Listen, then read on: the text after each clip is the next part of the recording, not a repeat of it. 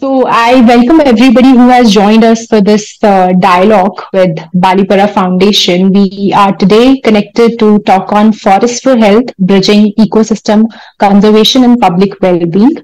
We have some really great names with us who has joined us and who are able to give us the time for this beautiful conversation. The concept of this dialogue is that forest, as we believe, is a very important part of the ecosystem and the nature that we live in. And as a human, it is our duty to take care of it because out of all the beings that it is considered that we are the most responsible and intelligent being out of all the beings that are there on the mother earth, and it is our kind duty to take care of the forest that has been given to us and we have been blessed with. So that is the concept of today, that we are moving to a direction where we are forgetting the natural being of human and we are going to the very modernistic, we are calling it modernistic, but you do not really know that if it is the modernistic way of living where we are forgetting the culture, we are forgetting the nature, and we are neglecting the forest that has given us so much in our life. In this conversation, we will talk about how forest is an essential part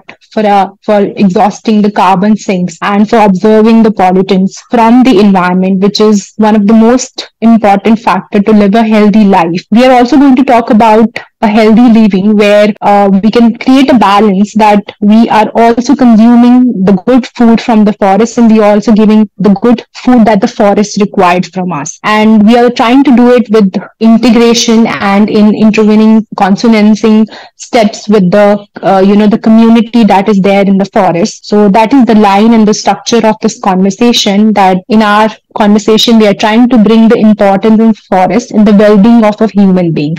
So that is it from my side about the concept of this dialogue. And I really hope that whosoever has joined us, they will enjoy this session and we will be able to bring some really interesting insights and conversation to the board. With us, we have Dr. Vijay Kumar Madhukar Tate, who is the Senior Program Officer, Health Wildlife Conservation Trust, Mumbai. We have Vasumati Shrikant, who she's the Chief Operating Officer, Public Risk Management Institute. She is currently in Canada and we are very happy that she has joined us from there. We also have Neelam Datta, who is the founder and managing director of Pabhoi Greens in Biswanath, Assam. I would request the panelists to one by one give their kind introduction so that we could prevail more into the conversation. So we can start with Vijay sir. Hello, I'm Dr. Vijay Tate.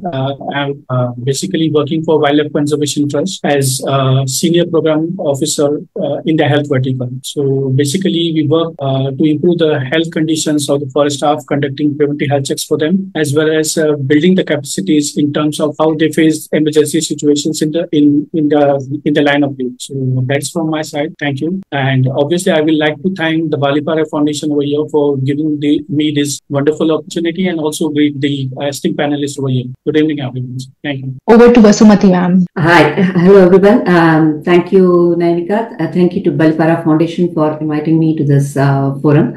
My name is Vasumati. I am with the Public Risk Management Institute, Prism Institute. We help manage public risks. So what do we mean by public risks? Is they are the risks that affect the ability of a community to achieve certain aspects of well-being, such as food security, health security, managing the climate change, resilience to climate change, etc. And this we do by using an integrated risk management approach that involves both identifying and analyzing risks and facilitating the co-design of interventions, whether it be policy or programs. And our main focus is use of outcome-based collaboration approach using disaggregated data, which is unique to each location to solve problems. And this we have been doing and working in different countries, including India, Nepal, UK, and Sub-Saharan Africa. That's a little bit about me. Thank you. Over to Mr. Neelam Datta. Hello, I'm Neelam Datta. I'm a farmer. I've been into this field since last 23 years. We basically have a gene pool of conserving old varieties and of rice, mostly. We conserve nearly 200 varieties, even more than that. and we're looking at the climate change, how they're coping up with climate, their disease resistance, and many more. And we also are a company where we sell organic seeds. We are the first certified organic seed company in the country and the first in Southeast Asia to be Demeter certified. We grow nearly 800 types of heirloom varieties, and we have a small integrated farm, and we also practice agroforestry. We have nearly 6,000 plants in the farm, and we also help build small communities in Nagaland and Arunachal. We are trying our best to have more food security and sovereignty. Thank you. Thank you very much, esteemed panelists. We are very fortunate to have you all three here with us, and we are ready to delve into the conversation that we tend to do over here. And I must mention that we have people from three different fields. So I think this conversation is going to be extremely interesting. We have a farmer on board. We have somebody from the tech and data space, and we do have a doctor as well. So I think this is going to be an interesting set of people, and we are going to make an interesting conversation.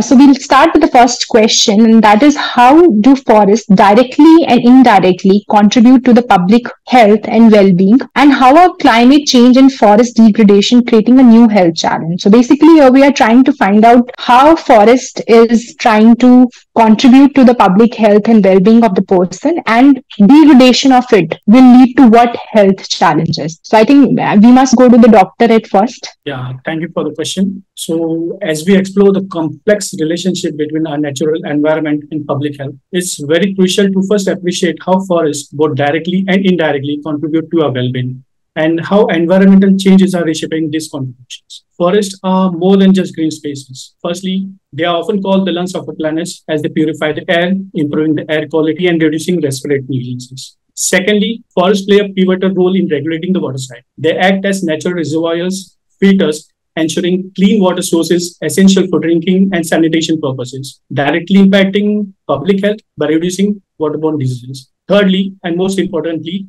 forests are treasure troves of medicinal plants that many communities worldwide depend on to treat various ailments. Beyond these direct benefits, forests also support public health indirectly through carbon absorption, thereby mitigating climate change and stabilizing weather patterns, which is crucial for agriculture productivity, food security, and economic stability, which are basically fundamentals for public health. Forests also play a vital role in maintaining the ecosystem resilience through their diverse wildlife and plant species. This biodiversity supports essential functions such as pollination and soil health, which are crucial for human well-being. Despite their benefits, forests face challenges from climate change and degradation. Rising temperature and altered weather patterns aggravate natural disasters like fires and floods, threatening both forests and human health. For instance, changes in temperature and precipitation patterns can expand the range of disease-carrying vectors like mosquitoes, thereby increasing the incidence of malaria and dengue. Unsustainable logging here, land conversion, habitat fragmentation further degrade forests. This weakens ecosystem resilience, making communities more vulnerable to disease outbreaks. It also impacts traditional livelihoods and cultural practices, affecting mental health and community well-being here. So, thus prioritizing sustainable forest management, conservation, climate initiatives is essential to protect these vital ecosystems and uphold their ongoing benefits to public health across future generations. Reflecting on my own experiences during my previous engagement as a PMRD fellow, we had documented around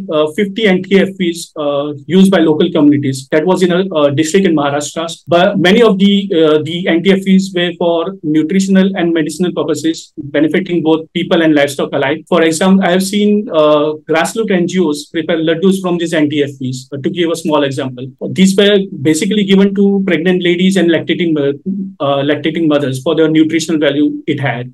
These are just a few examples of how forest products are leveraged by the local community for medicinal and nutritional purposes. I will basically conclude with the saying, nature always gives back in abundance, regardless of our actions. It is our responsibility to conserve nature and fully harness its benefits for our well-being. Thank you. Thank you, sir. I think, sir, since you practice in Ayurveda is what I've read. So one of the important factor in Ayurveda for treating any kind of treatment in Ayurveda is actually coming from the environment and from the jungles actually. So I think there is a lot of that. Even I think if we go to the concept of the 5 tattvas in our body, so that 5 tattvas, if if maybe you could explain, and I think there is a lot to do when it comes to the five tattvas, then the nature and the forest is an important factor. So what we have inside is also what we have outside in the nature. So basically, the five tattvas, the Vayu, or Ayurveda basically depends on three doshas basically. We have Vata, Kapha, and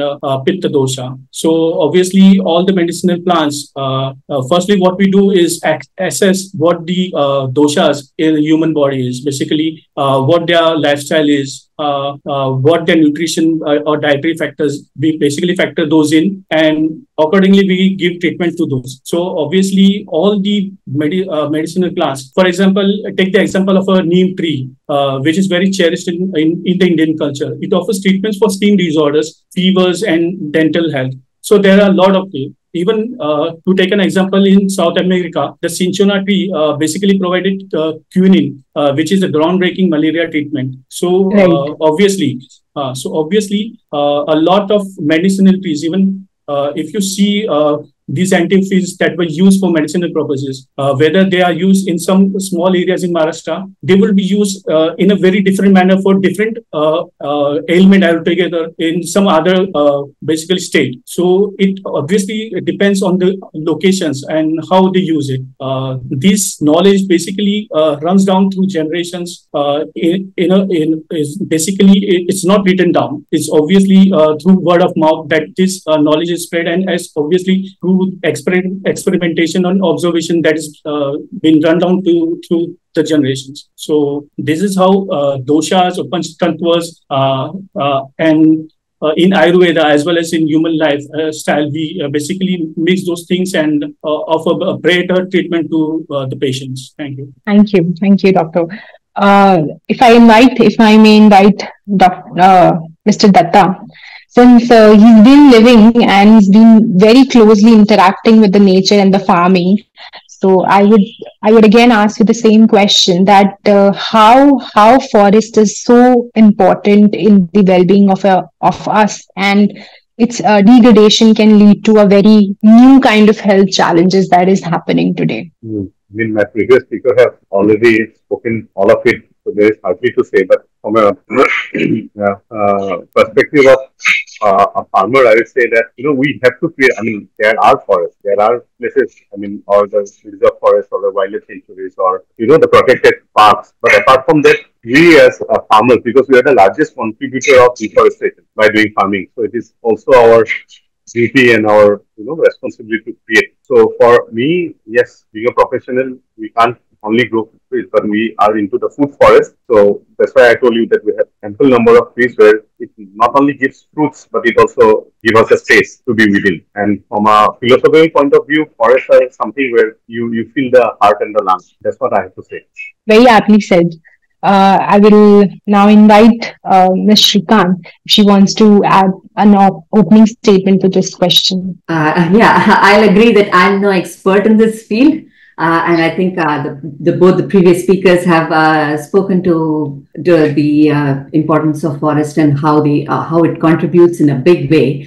The only thing I would like to add is it's also in addition to the plants and other medicinal ingredients, the one thing we find which is also a problem because of the deforestation is there are more wildlife encounters which are harmful to the people living in the area. So you also we are seeing a lot more of injuries and death due to such encounters. That is one of the issues that is coming out of the climate change.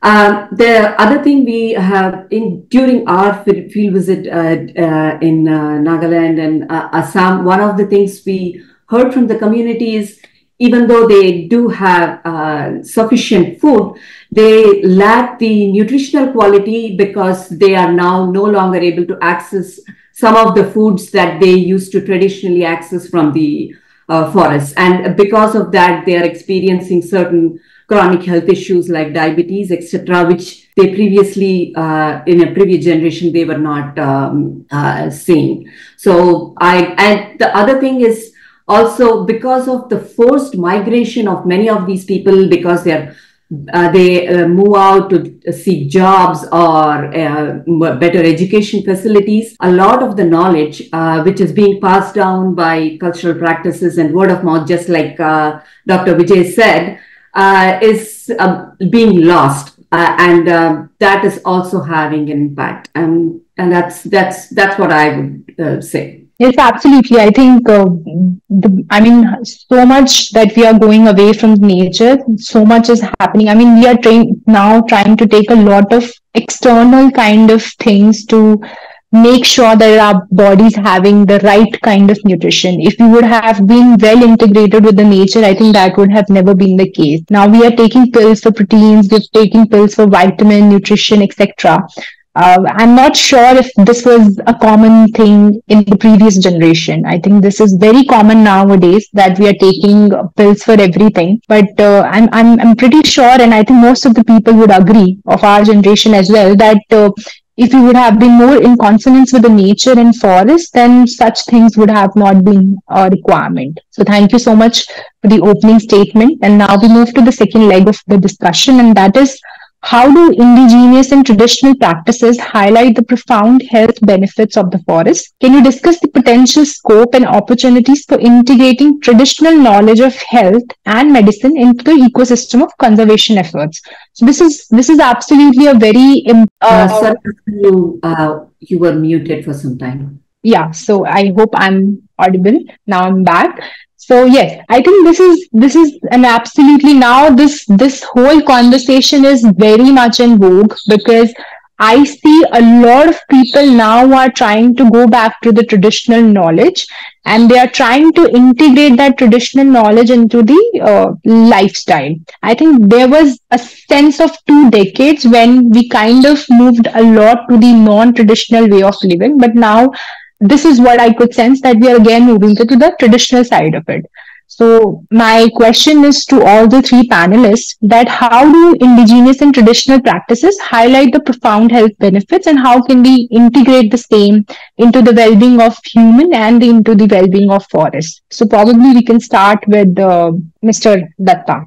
That's a very valid point. And what I have observed personally by working in Nagaland for the last 17 years is people hardly fall sick. That is only because of the forest they have. And also in Arunachal, in the western landscape where we are working since like 9 years, we have seen that they really respect the forest because they get everything from the forest. And also, if you see the traditional know-how, even in farming, most of the practices or the bioformulants that we use for our, pest repellent and many other things are all being collected from the forest. So there's always, there's always the wisdom that has been carried through generations in order to uphold this unique system. But with the advent of globalization and modernization, and also few corporations, we are compelled to use certain things which I think there is always an alternative. And even in agricultural field, even in our case, since last 23 years, we haven't used any inputs from outside. Whatever we can collect from the wild are being reused in the field. So that's what I have to say.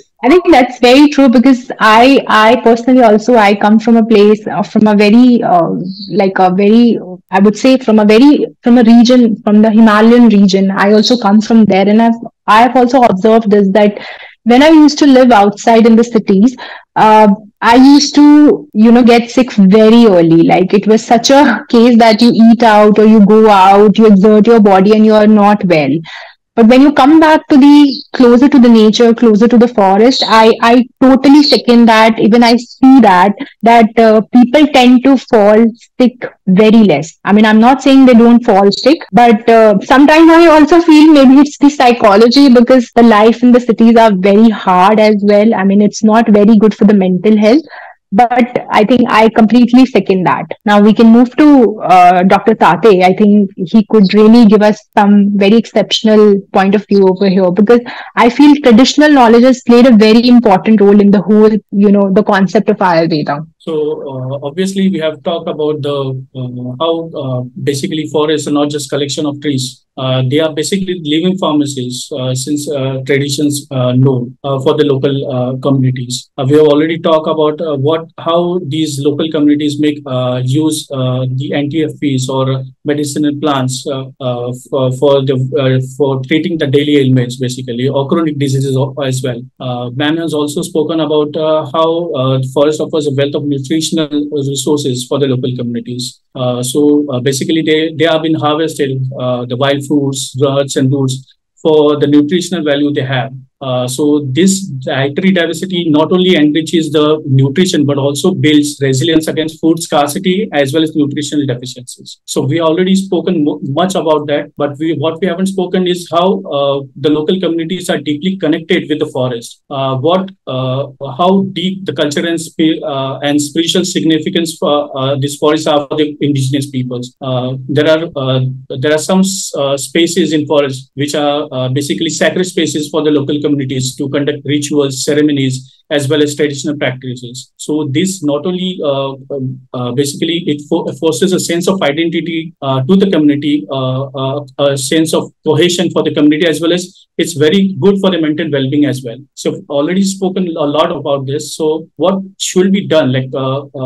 Sir has already spoken about the wisdom of and how to heed about this wisdom in of traditional practices. But what can be done to basically how to integrate this traditional wisdom into conservation efforts? So basically, we can do that by safeguarding plant species, identifying, documenting. So there's no documentation basically as such. What is there is through cultural practices or word of mouth, basically. So there's no basic documentation that has been done. So it's very relevant to document these plant species, which are basically vital for human health. We can have strategies like establishing gardens for medicinal plants, promoting scientifically supporting traditional harvesting practices. Now, I won't say like all the traditional harvesting practices are sustainable. So this should be scientifically backed as well. And we also need to support the traditional healers. Basically, these informal providers are something that we don't look up to. So that's a very demeaning thing for them. So we need to support the traditional healers over here. How we can scientifically support them, how we can build their capacities, is basically all a collaborative effort that should be done. So this integration can be achieved through interdisciplinary research collaboration among scientists, traditional knowledge holders, conservation practitioners, integrating indigenous perspectives into decision making fosters equitable governance. Cultural sensitivity should be will be maintained, and this will be like a community-driven conservation effort. So obviously, this will be more sustainable than what we have today. Raising awareness of traditional knowledge through education and capacity building programs will not only empower the community to sustainably manage natural resources, but training programs for youth and community members for the community leaders can promote environmental stewardship and intergenerational knowledge sharing also. So integrating this traditional knowledge into conservation offers a promising approach to sustainable development and biodiversity conservation as well. Thank you. Thank you. Thank you, Dr. Rade. I think that's a very important factor that, the traditional knowledge should be equally used for the well-being of the forest, conservation of the forest, and the conservation and health of the human being as well. So it has to go in a consonance value. Now I move on to Ms. Shrikant, and I would really appreciate her views on how we can use this traditional knowledge and integrate it into the conservation of the forest. Yes, so Dr. Vijay has extensively explained, one of the things I think is a lot of this knowledge, the traditional knowledge, is being lost because of the migratory patterns and the fact that the mainstream scientific community ignores the knowledge that is present in these communities. For example, like in Canada, where I am, a lot of the knowledge on the migratory patterns of wildlife or the harvesting patterns are resting with the indigenous community. Like the caribou, which is a huge source of food, and in Canada, it has certain very unique migratory patterns which change every 60 years. And there are only a few indigenous elders who hold that knowledge. similarly, you have many other knowledge which just stay with a few communities. So one of the ways in which I think we can help is by bringing out bringing out the data and knowledge that rests in these communities by documenting them and bringing them into mainstream science. So not only is there a transfer of such knowledge to the next generation, but it is also paving the way for testing these ideas and whatever remedies and nutritional benefits that are resting with the local communities to the wider body to see if what are relevant and what can be integrated into the whole ecosystem. This way, both the wildlife conservation is helped, and you have the human health being promoted. Right. I think that's a very, very practical and very, very important suggestion that has been given. I mean, that's for sure that if it is not migrating, then also I think we are somewhere losing the traditional knowledge, because it is word of mouth that is passing from one generation to another generation. And in that process of passing of that word of mouth, we tend to not have the correct version ahead. And that is, I think, a problem of communication. So I think that's a very, very doable, very important suggestion, that we should, now is the time that we should start documenting, because we've realized the need of it. So that's a great suggestion. Now I open the forum for the attendees. If there's any question, anything to be added from anybody over here, we are open to any question and any suggestions. Okay, so we can move ahead. We can move to the third leg of this discussion, and that is, how can cross-disciplinary collaboration between forestry experts, health professionals, and local stakeholders be strengthened to address both forest and human health in the region? So that's, I think, a very important discussion that has to be dealt, and we may start with Ms. Shrikant. Yeah. First of all, I'll like to say that our work has largely been around adopting a collaborative and cross-disciplinary approach to solving problems. So it is based on the concept of outcome-based collaboration, OBC, which is developed by Professor Christopher Hodges of Oxford University. We believe that collaborative approach yields the best outcomes. However, when we say an OBC, what do we mean? There are three basic main key components to ensure that a collaboration like that is successful. Firstly, we agree on a formal set of outcomes and purpose, whether it is conservation efforts or trying to integrate the documentation or anything else like that. Because when we have a common set of purpose, that helps. Like, often what is the problem is we have different stakeholders at the table, and each one would like to advocate for a different set of outcomes or objectives. And what that results in is there is wasted effort. If we are able to come to a consensus on what is needed to be pursued, then that helps towards a common purpose and objective. And secondly, the other thing is it is essential for each party, each stakeholder in the process to feel empowered and be an equal party, so that they can co-create, bring solutions, they can co-create solutions, they can bring forth ideas, and also takes responsibility for the ideas and the efforts that they bring in. Thirdly, the success of any collaborative approach, it hinges on the level of trust between the parties. One of the key things we find is there is a lack of trust between the local community dwellers and any experts that come in from outside for pursuing conservation efforts. And that is because there is a lack of trust between the two parties. And for trust to be built up, it is data and evidence is an important part. If we are able to collect enough data and evidence, that can help strengthen the trust between the parties, and how do we do that? The data and evidence should show how much progress is being made towards the goal that has been decided at the outset, and such as like improvement of forest health, or improving the natural habitat, or something like that. So if we have trust and evidence that can describe the process, that data and evidence that improves the trust. And in this, the role of an independent, unbiased facilitator who helps to bring together these disparate stakeholders to engage in an honest conversation is crucial.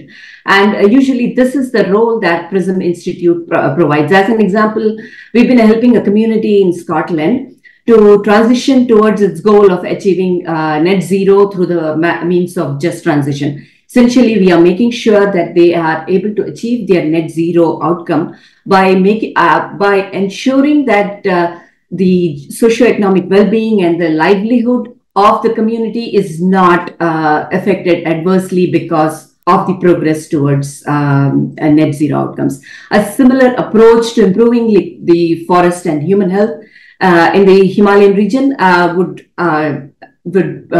help greatly, is what we feel. Thank you. Sorry, you're muted, Asa. Okay, I'm so sorry.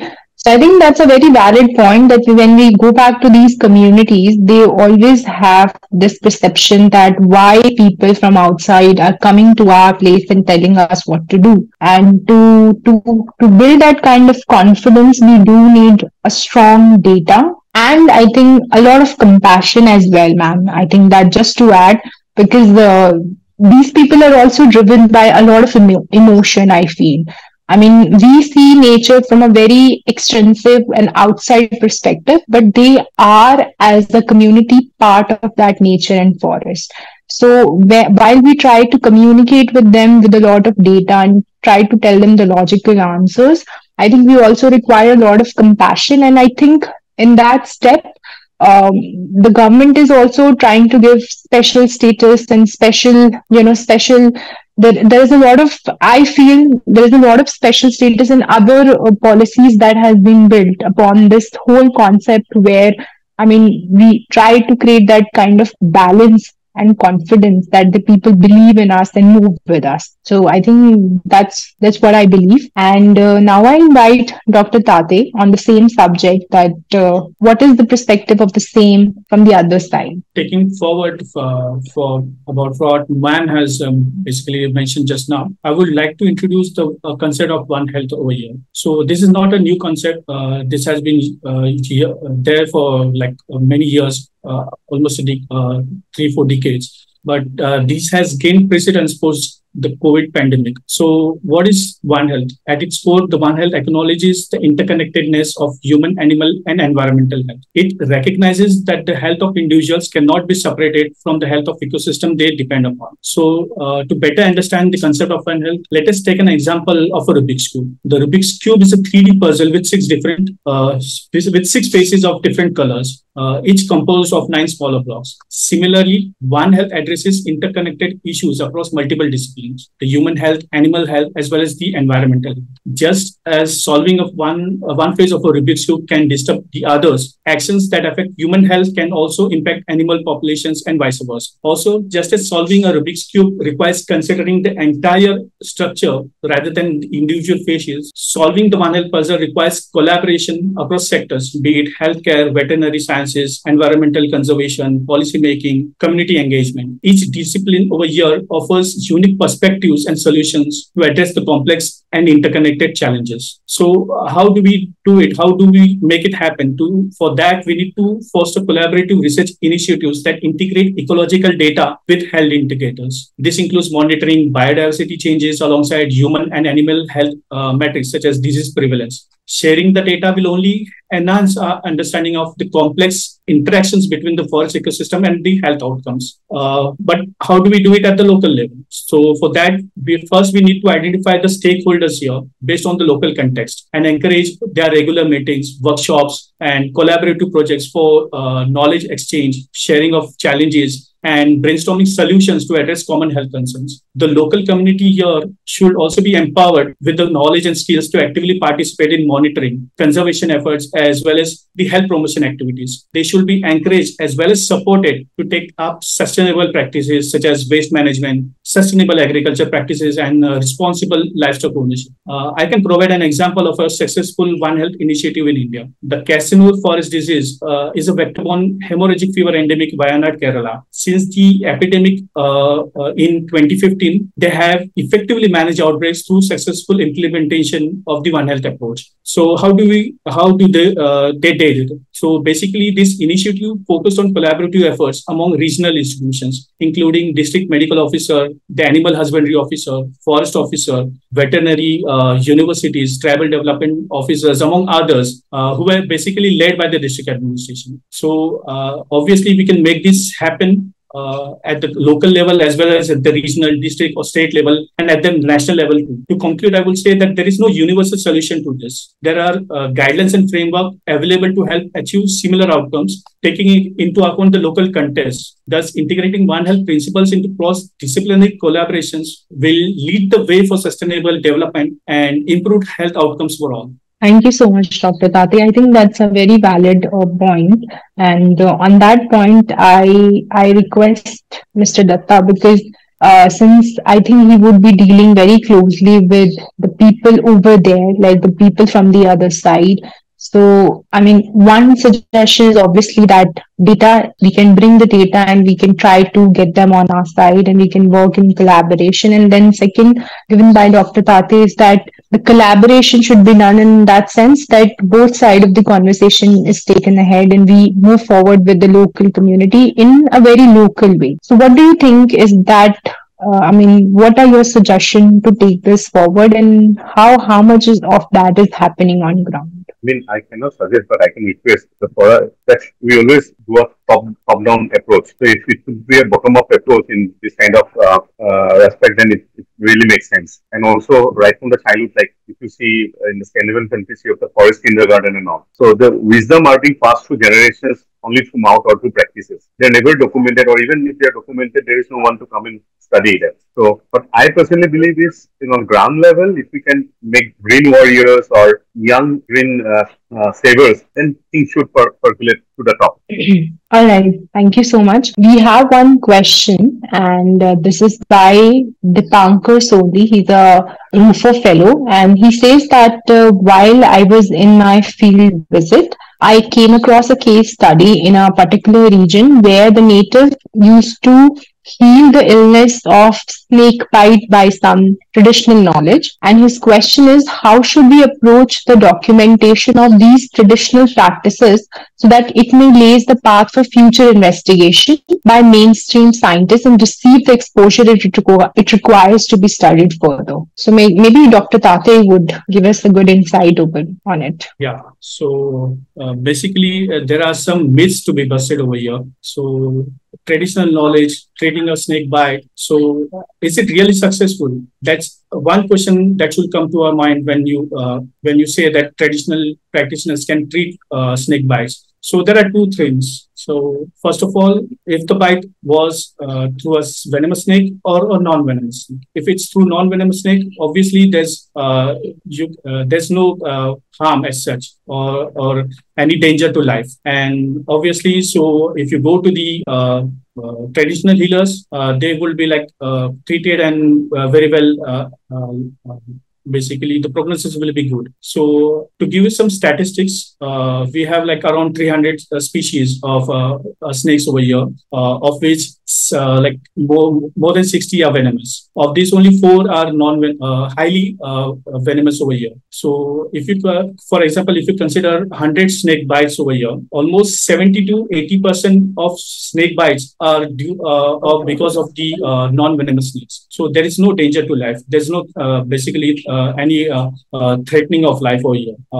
Remaining 15%, almost 15% of snake bites are due to venomous snake bites, but these are actually called dry bites. So the snake, the venomous snake, obviously has done the bite, but they haven't instilled the venom in the body of the victim. So obviously, even here there is no basically any question or danger to life as such. So almost 90 to 95% of cases are basically non-threatening as such. So obviously, if we go to the traditional healers, the success rate will be also high, because the number of cases where non-venomous snake have bitten are more in this case. So we need to look at this very in a very fact way, assess the facts that we have, whether it was venomous, non-venomous, that we don't know. But obviously, taking them to a traditional healer is no treatment for that. The victim has to be taken to a hospital where there are facilities available to administer anti-snake venom if it's because of a non-venomous snake bite. So this is my point of view, and this is actually backed by science. So thank you. You're muted. I think that's a very valid point, that when we are going to the traditional knowledge has to be credible. That is the first question, that what we are consuming as a knowledge has to be credible and it has to be backed by science. So I moved to Ms. Shrikant, and I asked this question, that when we are trying to restore this traditional knowledge and use it further and also make it more rich, how can we do that? By technology and data, one. And second, how do we find the credibility of it? Through technology and data again. Yeah.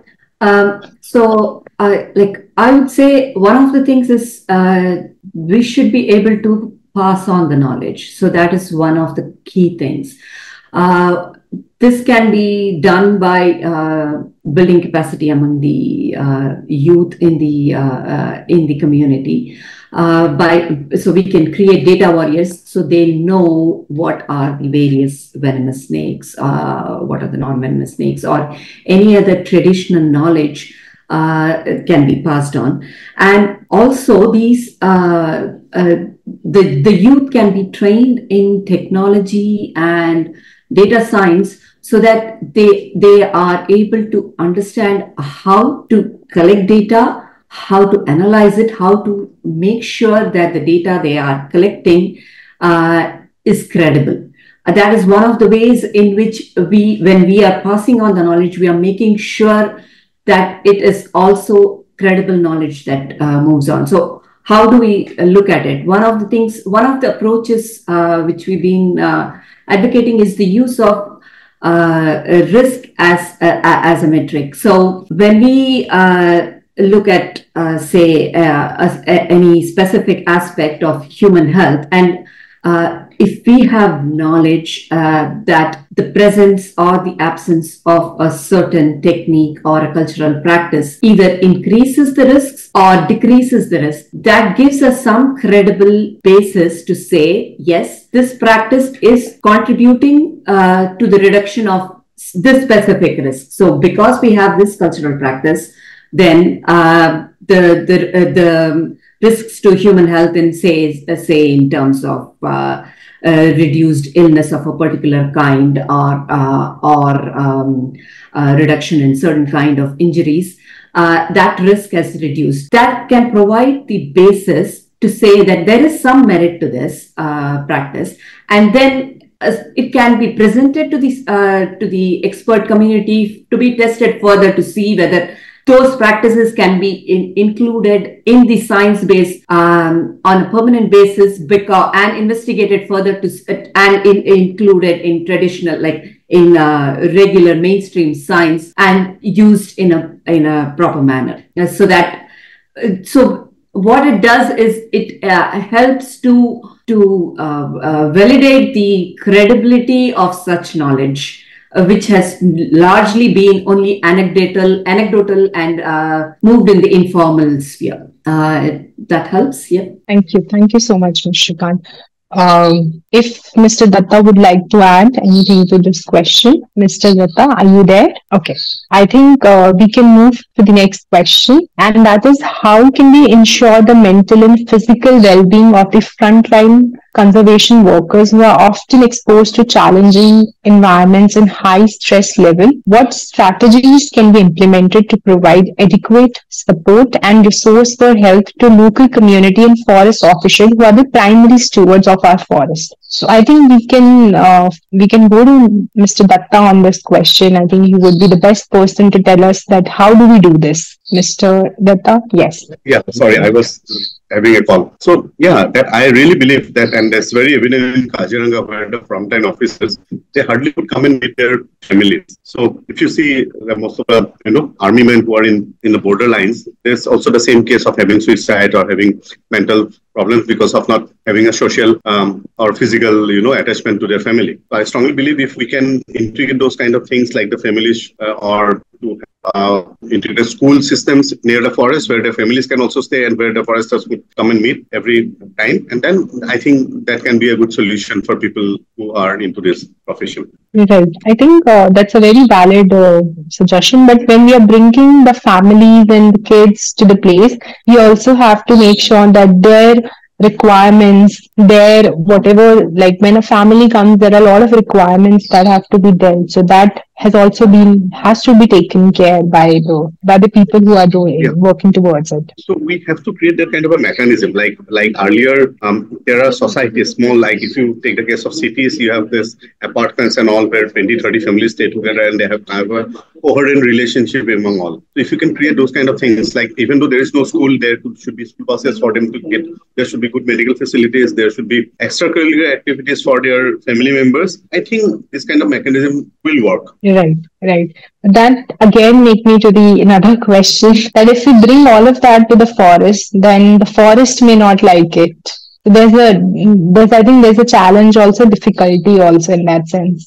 See, it's not that they have to stay in the forest, in the vicinity of the forest. Take the case of Kaziranga or Manas National Park. It's a huge area. The forest guards or the forest frontline officers just stay inside the park in those anti-poaching camps. And apart from now, earlier they have the satellite phones or the Wi-Fi, but now they have mobile phones. If they have good internet, they can scroll, all these reels and all. Apart from them, it doesn't have any other activities apart from protecting the forest. So, and also I have seen practically is that the good officers or the good frontline staff were never given leave because they're the ones who are the protector of the forest. So if that kind of opportunity or that kind of a society can be built up in the vicinity of the forest, not in the forest, but in the buffer where there is, populace where they can stay. I think that can be a solution. Right. Thank you.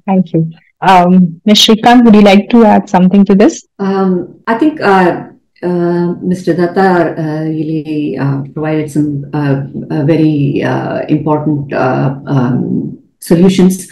From my side, I would say that a collaborative effort where everyone feels included is very important. So one of the things which I guess these officers face in these situations is the sense of isolation. So if from the outset a collaborative environment is created where both the officers feel empowered as well as the community feels empowered. If the community feels empowered and they feel that they are being consulted in a meaningful manner, then they are also going to be, they are more likely to make it easy for the outsiders to work there in a manner that is less stressful. So I would say just creating that environment would also be it's a huge help to reducing the stress. Thank you. Dr. Tati, would you like to add? Sure. So basically, as we are approaching the World Rangers Day on the 31st of July, there's no better time to discuss this. So thank you very much for raising this question. I obviously second with what Sir and Madam has just mentioned. But before addressing this question, it is crucial to recognize the pivotal role of forest staff and also acknowledge the mental and physical challenges they endure in fulfilling their duties. So basically, they are the gatekeepers at the interface between environment, humans and animals. Operating at this critical junction, they face high risk, including life-threatening emergencies such as road accidents, falls, animal attacks, confrontation with poachers, or aggrieved local community members. So, if you see globally, approximately 4 out of 5 forest staff have encountered life-threatening emergencies. India is one of the deadliest countries for forest staff, accounting for almost a third of all ranger deaths since 2012. So, talking about the anti-poaching camps, these are basically very basic camps with inadequate facilities, including limited access to sanitation facilities or clean water.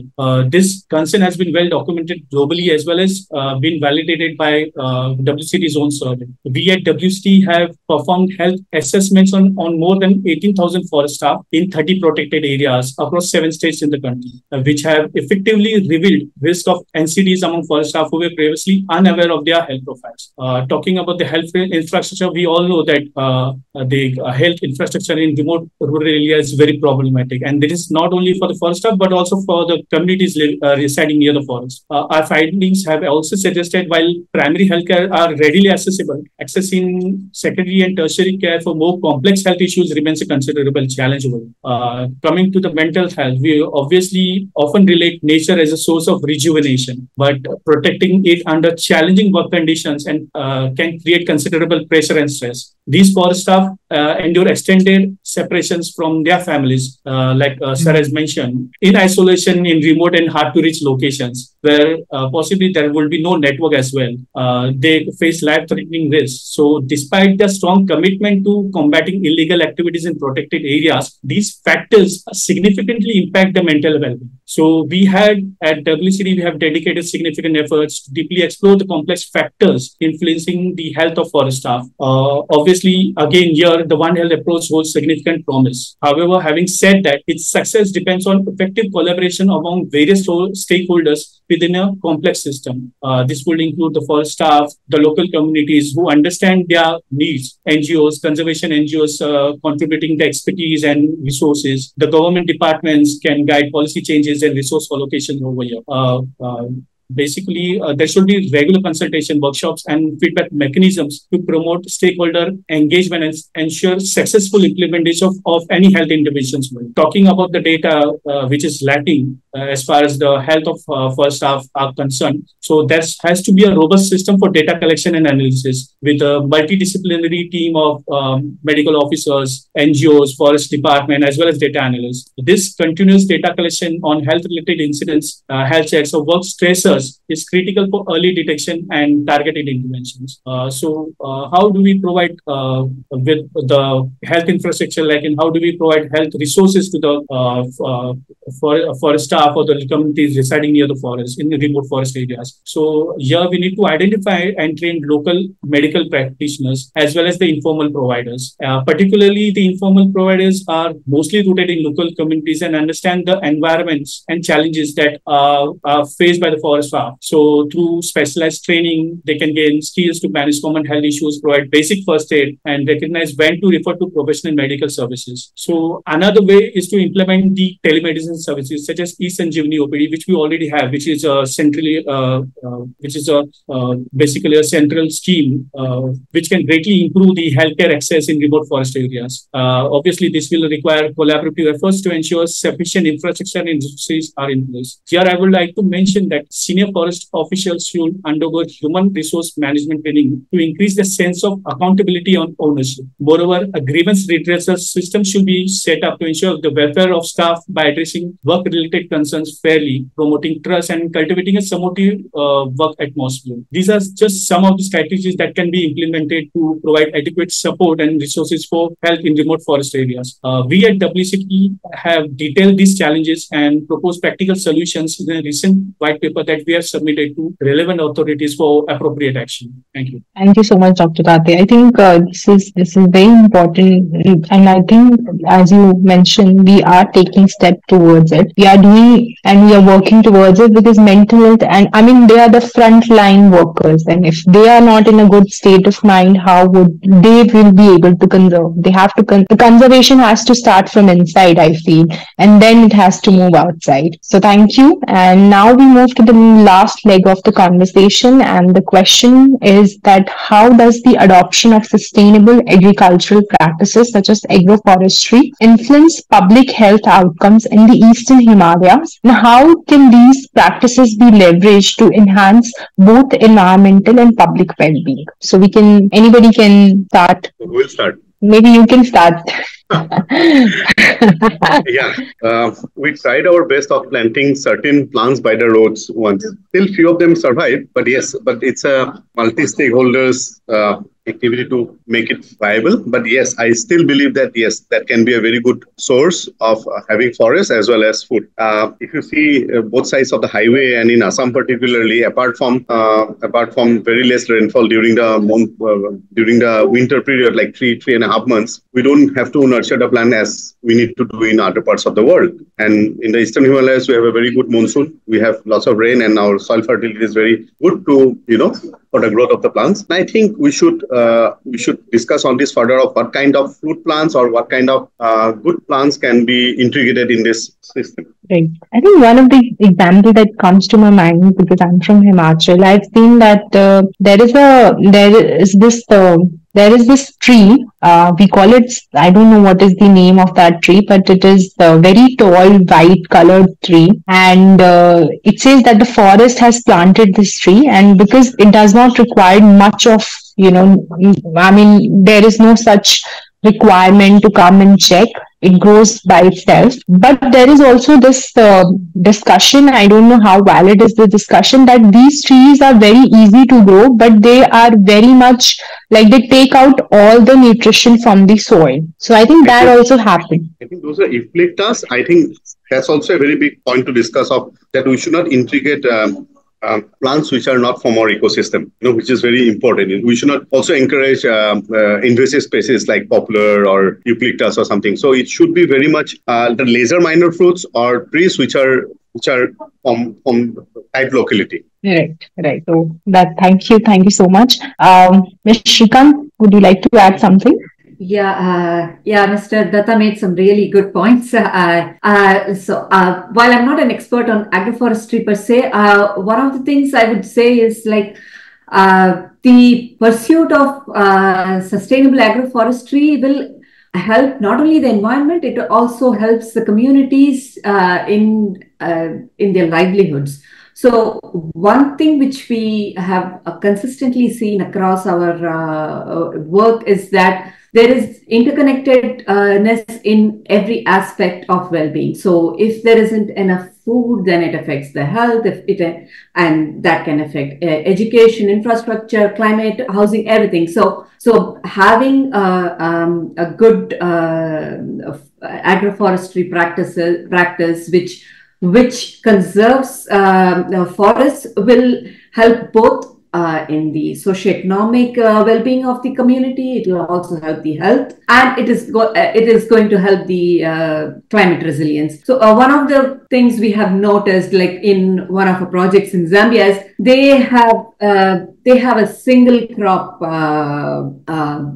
agriculture going on, and because of that, even though they are sitting on a fertile land, they suffer from frequent droughts and other issues. So a place like that, in introduction of a multi-crop agroforestry based solution would definitely be a helpful one. So I think that the one of the key things that such practices can do is they help in a holistic manner. They not only address the key issue, which is conserving the climate, it is also contributing to the other aspects of well-being, such as livelihood, health, etc. Right. Thank you. Over to you, Dr. Tate. So I am no expertise in this, but I will obviously second what ma'am and sir has just mentioned, that our agricultural decisions today will influence not only our future food scarcity, security, but also the health of our planet and our communities as well. Sustainable agriculture practices will obviously obviously improve the public health by reducing exposure to harmful chemicals, pesticides, promoting healthier diets, and obviously in preserving traditional farming knowledge as well. So it will also help us support the local food system and with shorter supply chains, which will not only enhance the food sovereignty and resilience to basically to global disruptions. So I'll obviously I'm not an expertise, so I have this much to say on this topic. All right. So thank you so much, Dr. Tate. And now we've come to the closure of this session. And it was indeed a pleasure. And I hope all the attendees have got a beautiful opportunity and got great insights.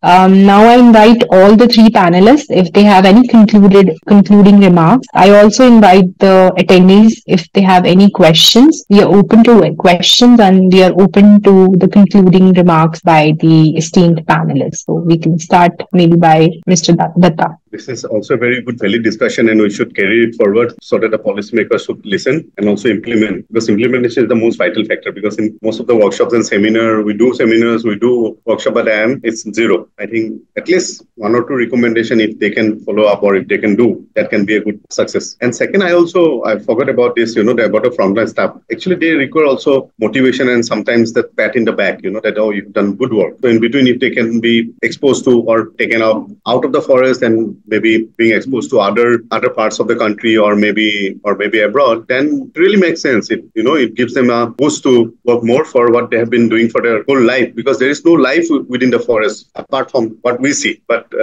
my practical experience, because one of my friends is a very good herpetologist and I've done lots of field work with him and I have stayed in the forest and I've seen the misery of these people. And during floods and all, it's more horrible because there is nothing except water all around. So if we could do something for them or integrate, or also we have proposed and to the park director in Kaziranga that we should also integrate a small kitchen garden concept within the premises, because apart from few basic food like rice, dal, or like the subjects that they are being sent from the department, there is hardly any nutrition food that they eat. Sometimes they do fishing and nothing else. So if we can integrate them into small kinds of activities, into gardening, into farming, then I think things might work out. Yes. Thank you so much.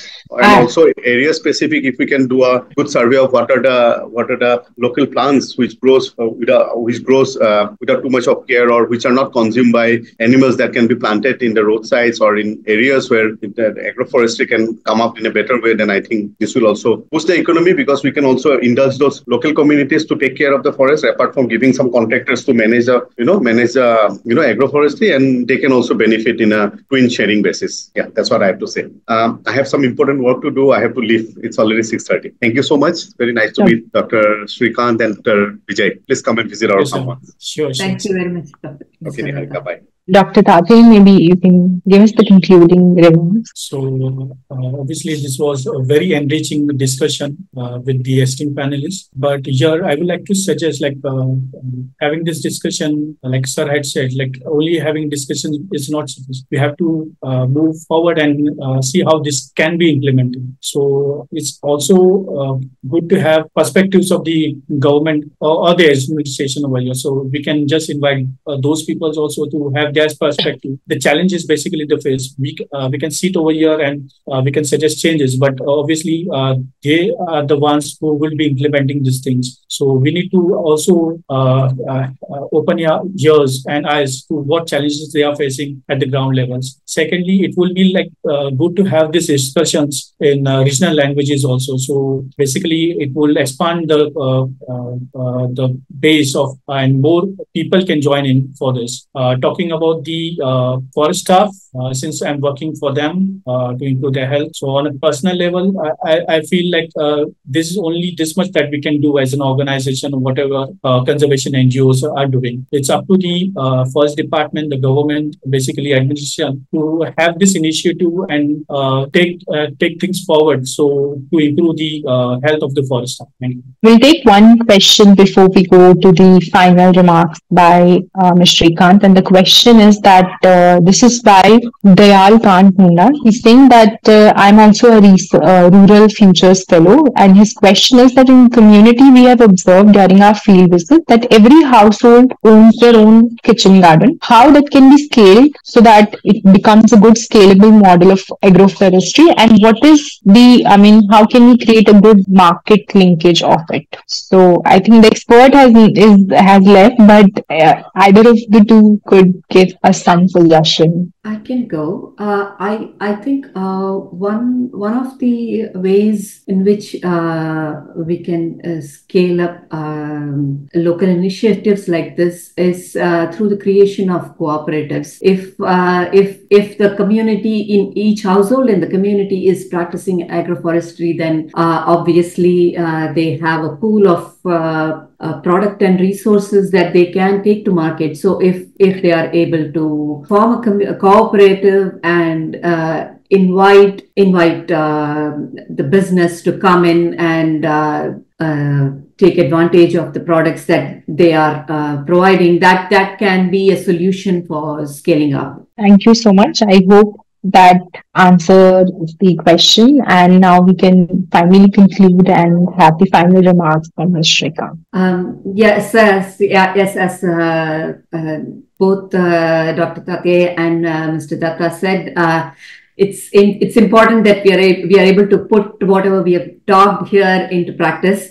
One of the key things that I think is essential is that when we are talking about all this indigenous knowledge and efforts at local levels, we make sure that data that is being collected at these local levels is used in the programs and used in the programs and by the policy makers to address any issues in the community. So it is important. So one of the things that we normally see is there is a lot of data that is being generated, but what happens is all these data get aggregated at the central level. And then when it comes down, the disparities, the differences and the individual challenges that are faced by these communities get lost. So the programs and the policies that are coming out of such data don't actually address the specific needs of the community. So if we are able to make sure that there is enough of disaggregated data that gets to the policymakers, so that the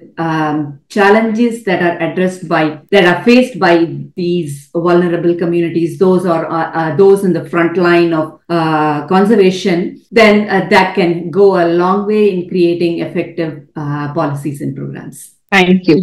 I think that's a very valid suggestion again, that now we've moved to the age of technology and digitization, and it's best that we adopt it and we move forward with it. I think that the budget yesterday had a lot of the ingredients of digitization of all the different domains. So thank you so much, Ms. Shrikant. And that's how we conclude our session for today. I hope everyone had a good time and got the good insight. And I'm very thankful to the esteemed speaker who have given us their very valuable time to have this conversation with us. Over to you, Nayanika. Yes, thank you so much, Astha. I would like to thank all the speakers for joining in today and for sharing your insights. And we always talk about forest conservation, but rarely do we talk about the health part of it, and the fact that we talked about the multitude aspects of health, from physical well-being to mental well-being to that of socioeconomic conditions improvement in our communities. So that makes it very, very wholesome. Thank you so much for sharing your insights, your knowledge, and for giving us the time. So with this, I would like to close the session today. Hopefully, we would be able to sort of have more collaborations in the future. And I would be sharing a report from the session today, sharing all your insights, your feedback, your knowledge that you shared. And I hope to receive the feedback on the same. And thank you yet again for joining. And we'll have more of these sessions till the end of this month. I'd be sharing the invites. Feel free to join in. And yes, thank you again. Thank you. Thank you so much. Thank you.